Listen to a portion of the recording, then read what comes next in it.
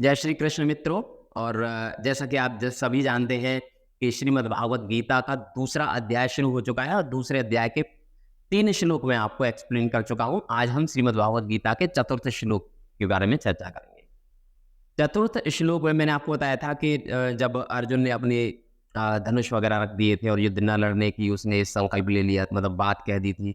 उसके बाद संजय ने धृतराष्ट्र को बताया कि भाई अब वो युद्ध नहीं लड़ने की सोच रहा है, हालांकि भगवान उसको मोटिवेट कर रहे हैं। इस बात से धृतराष्ट्र थोड़ी देर के लिए प्रश्न जरूर हुआ था, परंतु भगवान ने उसको मोटिवेट किया, उसको डांटा थोड़ा सा कृष्ण को कि भाई ये तो कायरों के लक्षण है जो तुम प्रकट कर रहे हो, ये ज्ञानी लोगों के लक्षण नहीं है। अब ये सारी की सारी चीजें जब 3 श्लोक में भगवान ने कह दी है, तो अब अगले श्लोक में अर्जुन कहते हैं।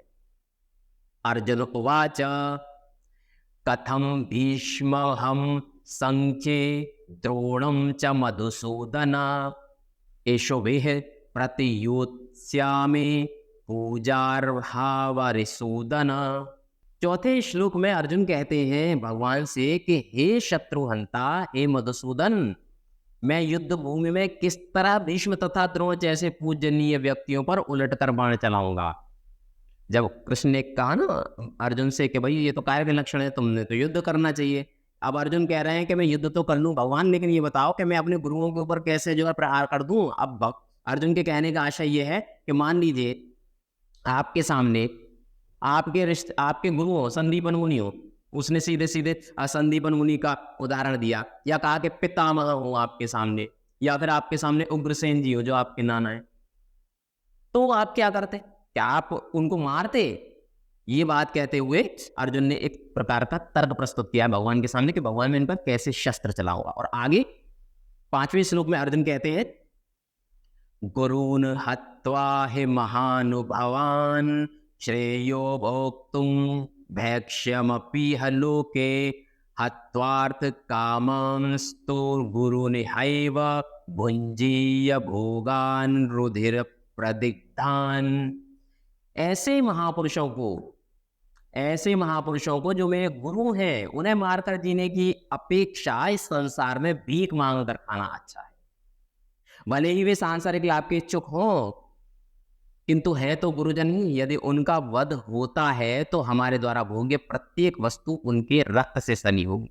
अर्जुन भगवान के सामने ये तर्क प्रस्तुत करते हैं और कहते हैं कि भगवान एक बात बताएं मुझे कि ऐसे महापुरुष जो कि मेरे गुरु हैं, जिन्होंने मुझे हर चीज सिखाई है, उनको मारने से अच्छा है कि मैं भीख मांग कर खा लूं। अब देखिए जहाँ एक तरफ जो है ना यहाँ पर अर्जुन ने अपने वैराग्य का लक्षण प्रदर्शित किया है कि अर्जुन भीख मांग कर खाने की क्षमता भी रखता है, भले ही वह क्षत्रिय है, लेकिन वैराग्य अगर धारण करने की बात आ गई तो वो वैराग्य भी धारण कर लेगा। भिक्षाटन भी कर सकता है अर्जुन अगर चाहे तो। यहाँ पर अर्जुन की ये इंद्रिय निग्रह की बात सामने आती है कि अर्जुन इंद्रियों पर कितना कंट्रोल कर सकता था। ये बात उसने अपनी इस श्लोक में अर्जुन ने कह दी है। लेकिन आगे वो ये भी कह रहे हैं कि भले ही जो मेरे रिश्तेदार हैं, जो मेरे गुरुजन हैं, वो थोड़े से लाभ के लिए, थोड़े से पैसे के लिए मुझे मारना चाहते हैं। पैसे देखिए वो है क्या कि जो गुरुजन है वो सैलरी पर है वहां पर दुर्योधन के यहाँ पे, तो उनका नमक खा रहे हैं, वो उनकी सैलरी पा रहे हैं, तो फिर उनके अनुसार उनको चलना पड़ेगा, दुर्योधन के अनुसार। तो इसीलिए जो गुरुजन जो हैं, द्रोणाचार्य जी, पितामह भीष्म, ये सारे के सारे क्या कर रहे हैं कि युद्ध लड़ने को तैयार हो गए। भले ही वो अधर्म की तरफ से लड़ रहे हो, लेकिन युद्ध तो लड़ रहे हैं। अब ऐसी स्थिति में अर्जुन कहते हैं कि भैया मैं इन्हें नहीं मारूंगा, भले ही मैं भीख मांग के खा लूंगा। तो ये भी कहते हैं अर्जुन कि मान लो अगर मैं इन्हें मार भी दूं और उनके मारने के बाद जो मुझे संपत्ति, जो धन मुझे हासिल होगा, वो मेरे लिए एक तरीके से खून में सना हुआ होगा। मैं खून से सनी हुई संपत्ति, अपने ही प्रियजनों के खून से सनी हुई संपत्ति का भला मैं क्या करूंगा। ये तर्क अर्जुन ने कृष्ण के सामने प्रस्तुत किया। और यही नहीं, उसके बाद अर्जुन फिर अगले श्लोक में, 6वें श्लोक में अर्जुन कहते हैं न चेतद्विमः कतरन्नो गरीयो यद्वा जयेम यदिवा नो जयेयुः यानेव हत्वा जिजीविषामस्ते अवस्थिताः प्रमुखे धार्तराष्ट्राः। अर्थात हम भी ये नहीं जानते हैं कि हमारे लिए क्या श्रेष्ठ है, उनको जीतना या उनके द्वारा जीते जाना। यदि हम धृतराष्ट्र के पुत्रों का वध कर देते हैं तो हमें जीवित रहने की आवश्यकता नहीं है, फिर भी वे युद्ध भूमि में हमारे समक्ष खड़े हैं। अर्जुन कह रहे हैं कि भाई एक बात मैं ये समझ नहीं पा रहा हूँ कि हमारे लिए श्रेष्ठ क्या है इस समय। अर्जुन ने पूरी तरह से अपना जो है आत्मसमर्पण भगवान के सामने कर दिया और भगवान से कह रहे हैं कि प्रभु अब आप ही मुझे मार्गदर्शन दीजिए, हमारे लिए श्रेष्ठ क्या है, इस युद्ध को जीतना या फिर अपने शत्रुओं द्वारा स्वयं पर विजयी पाना। क्योंकि अगर मैंने युद्ध जीतने के लिए अपने परिजनों को मार भी दिया तो फिर उस जीवन का लाभ ही क्या, जब मेरे अपने ही मेरे साथ नहीं होंगे तो इस धन संपत्ति राज्य यश वैभव कीर्ति का मैं करूंगा क्या, जब मेरे अपने मेरे साथ नहीं होंगे तो इस खुशी का मैं क्या करूंगा, मैं अपनों को ही मार दूं तो इस जीत का लाभ क्या होगा। और आश्चर्य की बात यह है कि वो लोग भी, मेरे बंधु बांधव भी मेरे सामने इस युद्ध को लड़ने के लिए खड़े हुए हैं, ये भी एक आश्चर्य की बात है। तो अर्जुन इन सब बातों को लेकर बहुत ज्यादा चिंतामग्न है और सोच रहा है कि मैं निर्णय नहीं कर पा रहा हूं कि आखिरकार मुझे क्या करना है, उचित क्या है, मेरे द्वारा उन्हें जीत लेना या उनके द्वारा मुझे जीत लेना। ये मार्गदर्शन भगवान से पा रहे हैं और भगवान निश्चित रूप से उसका मार्गदर्शन करेंगे। लेकिन अगले श्लोक में एक तर्क और प्रस्तुत करते हैं अर्जुन।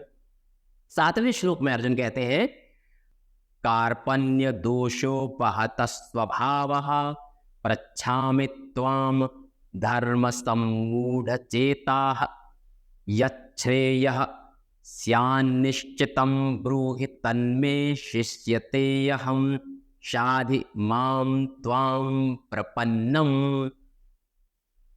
अब मैं अपनी कृपण दुर्बलता के कारण अपना कर्तव्य भूल गया हूं और सारा धैर्य खो चुका हूं। ऐसी अवस्था में मैं आपसे पूछ रहा हूं कि जो मेरे लिए श्रेयकर हो उसे निश्चित रूप से बताएं। अब मैं आपका शिष्य हूं और आपका शरणागत हूं, मुझे उपदेश दें। देखिए ये जो पूरा अध्याय है और अध्याय का मैं कहूं ये जो पूरी श्रीमद् भागवत गीता है, ये इस वाले ये समझिए कि ये वाला जो अध्याय जो है इसमें गीता का महत्वपूर्ण ज्ञान है और वो ज्ञान प्रारंभ होगा इस श्लोक के बाद। क्योंकि इस श्लोक में अर्जुन ने भगवान से कह दिया कि भाई मैं तो आपका शिष्य हूँ, आपका दास हूँ, आपका शरणागत हूँ, अब आप मुझे बताइए कि मुझे करना क्या चाहिए, क्योंकि मैं तो अपना कर्तव्य भूल चुका हूँ, अपना धैर्य भूल चुका हूँ।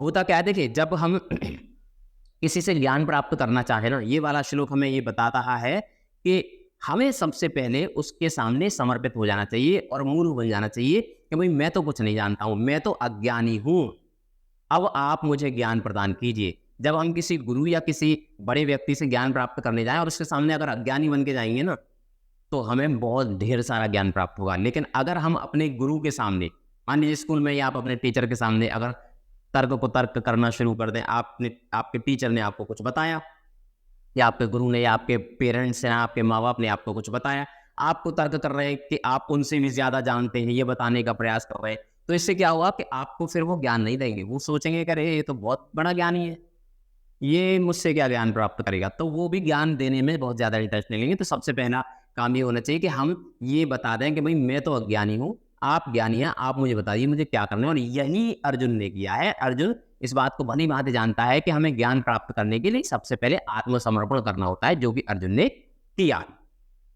दूसरे अध्याय के 8वें श्लोक में अर्जुन कहते हैं, न हे प्रपश्यामि ममापनुद्याद् यच्छोकमुच्छोषणमिन्द्रियाणाम् अवाप्य भूमावसपत्नमृदं राज्यं सुराणामपि चाधिपत्यम। वो कहते हैं कि भगवान मुझे ऐसा कोई साधन नहीं दिखता जो मेरी इंद्रियों को सुखाने वाले इस शोक को दूर कर सके। अर्जुन कह रहे हैं कि मुझे ऐसा कोई तरीका नहीं मिल रहा है इस समय कि ये जो वो है ना, इस समय जो मेरी इंद्रियां अनकंट्रोल हो रही हैं, मैं मोह में जो गिर रहा हूं, इस वाले शोक को जो समाप्त कर सके, मुझे ऐसा कोई उपाय नहीं नजर आ रहा है। और स्वर्ग पर देवताओं के आधिपत्य की तरह इस धन धान्य संपन्न सारी पृथ्वी पर निष्कंटक राज्य प्राप्त करके भी मैं इस शोक को दूर नहीं कर सकूं। और जो शोक इस समय अर्जुन को हो रहा है, अपनों का वध करने के बाद क्या होगा, ये वाला शोक, इस शोक से वो कहते हैं कि जैसे स्वर्गलोक पर देवताओं का राज्य है ना, ऐसे पूरी पृथ्वी पर अगर मेरा राज्य हो जाएगा तब भी मैं इस शोक से बाहर नहीं निकल पाऊंगा, इस अवसाद से, इस डिप्रेशन से कभी बाहर नहीं निकल पाऊंगा। अर्जुन ऐसा कह रहे हैं। और अर्जुन कह रहे हैं कि अब आप ही मुझे मार्गदर्शन दीजिए भगवान, मैं क्या करूं। इस वीडियो में सिर्फ इतना ही। अगली वीडियो में हम दूसरे अध्याय के 9वें श्लोक से फिर से प्रारंभ करेंगे। नमस्कार।